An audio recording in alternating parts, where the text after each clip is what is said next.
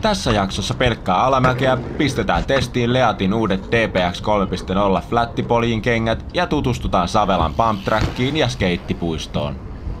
Aika lailla niin kauan kuin mä muistan, mä oon aina ajanut 510 maastopyöräkengillä.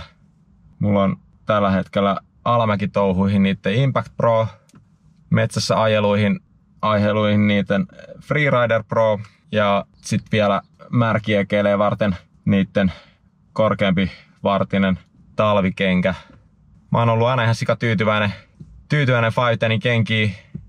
Niissä on törkeä grippi pohjassa ja mulla ei ollut mitään laatuongelmia niiden kanssa. Oikeastaan nuo winterkengät on ainoa, mistä voi mussuttaa, että ne on kyllä brittien winteriin tai California winteriin, ei todellakaan Suomen winteriin, mutta ne on oikein hyvät syksy- ja kevätkengät. Mutta mun Freeride Prot alkaa olemaan niin monta vuotta ollut käytössä, että tuli aika vaihtaa uusiin ja High Five pisti mulle matkaan kokeiluun Leatin uudet 3.0 MTB, niitten flattikengät. Näissä on hirveän paljon samaa tyyliä kuin 510 Freerider Prossa. Mukavasti suojatu oloinen kärki ja tosi tahmeet kumiin olevat pohjat.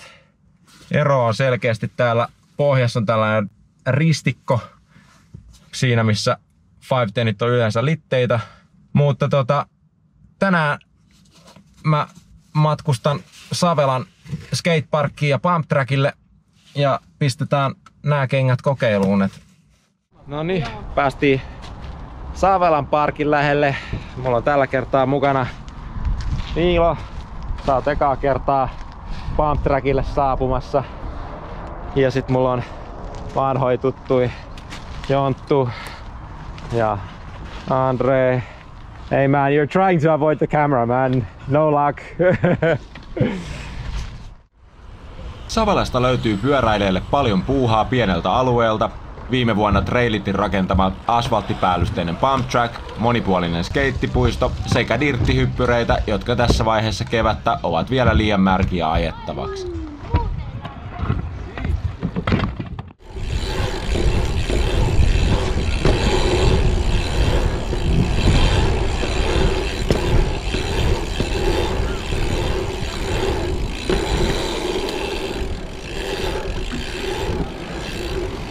Tää on kyllä talven jälkeen semmonen leikki, että jos haluaa nopeasti tietää kuinka huonossa kunnossa on, niin ei muuta kuin pump trackille. Tää on pari kierrosta ja sitten sattuu reisiin silleen, että ei paremmasta väliä. Tuosta saa poppia lisää. Yritä rentoutua ja hyppää vaan.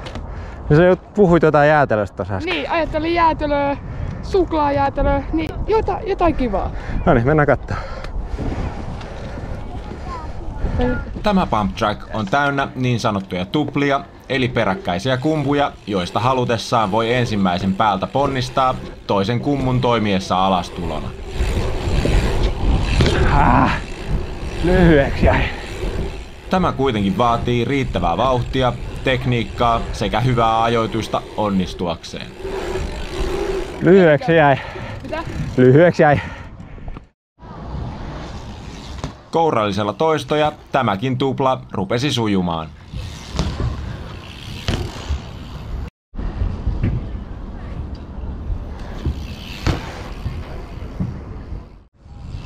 Toinen hauska tapa ylittää tupla on manuaali. Tämä on tekniikaltaan kuin hyppy, mutta se ajoitetaan kummun pohjalle sen huipun sijaan.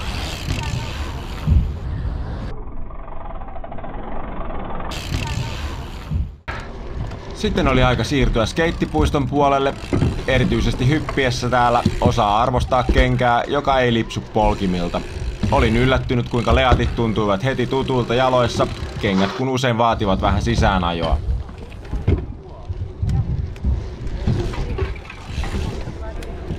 Kiipesin ensimmäistä kertaa tänne step-upin päälle vauhdinottoa varten. Lähtö näyttää ylhäältä varsin jyrkältä, mutta kuten tavallista, GoPro saa sen näyttämään naurettavan helpolta.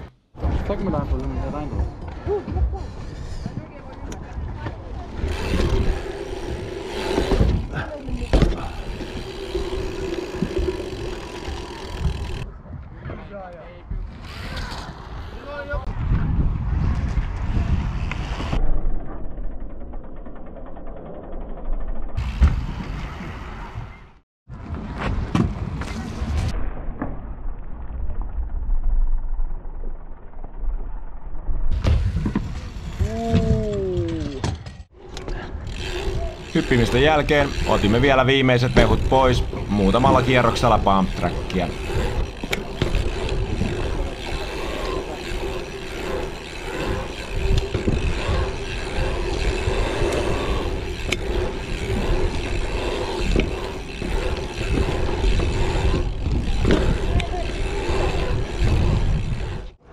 No niin Niilo, nyt on muutama tunti tää kärvistelty pump trackia ja vähän skateparkkia. Onks tää just mesta, mihin aloittelevan maastopyöräilijän kannattaa tulla käymään? No kyllä ihan ehdottomasti. Montakohan kertaa tässä nyt on päivän aikana tullut pumpattua. Varmasti enemmän kuin 1000 ainakin. Kyllä. Kyllä se Ja toista. kummasti tän jälkeen niitä löytää sieltä metsäpoluiltakin niitä paikkoja, mistä sitä tehdä. Joo. Hyvää tietoista harjoittelemista. Alright, ensimmäiset ajelut tarjottu Leatin kolmosille. Mitäs näistä pitäisi sanoa? Kenkä toimi tosi hyvin. Mä oon hämmästynyt kuinka sama oloinen on toi kumiseos. Se mikä toimi paremmin kuin mitä mä odotin oli tää ritilä kuvio täällä pohjassa, joka piikkipolkimillani esti sellaista sivuttaisliikettä. Se on tietty vähän makuasia, että haluatko sä vähän sellaista sivuliikettä vai haluat sä, että se on liimattu tasan tarkkaan siihen kiinni. Mä vähän pelkäsin, että täällä on tämmönen nilkkasuojus täällä sisäpuolella, että häiritseekö se. En huomannut ajaessa, mutta mua ei ainakaan yhtään haittaa, että nilkalle on ylimääräistä suojaa. Varsinkin just tommosessa pomppimisessa, temppuilemisessa voi helposti kolauttaa nilkkaa polkimeen. Niin kelpaa ylimääräinen suojaus. Ei siinä, nää on kyllä vakavasti otettava kilpailija 510 Freerider Prolle. Uudet kengät tsekattu ja Savelan parkki jälleen kerran hyväksi todettu. Jos katsoit tänne asti, olisi mahtavaa, jos voisit painaa sitä peukkua. Jos kanava ei ole vielä seurannassa, muista pistää seurantaa. Muuten nähdään ensi kerralla.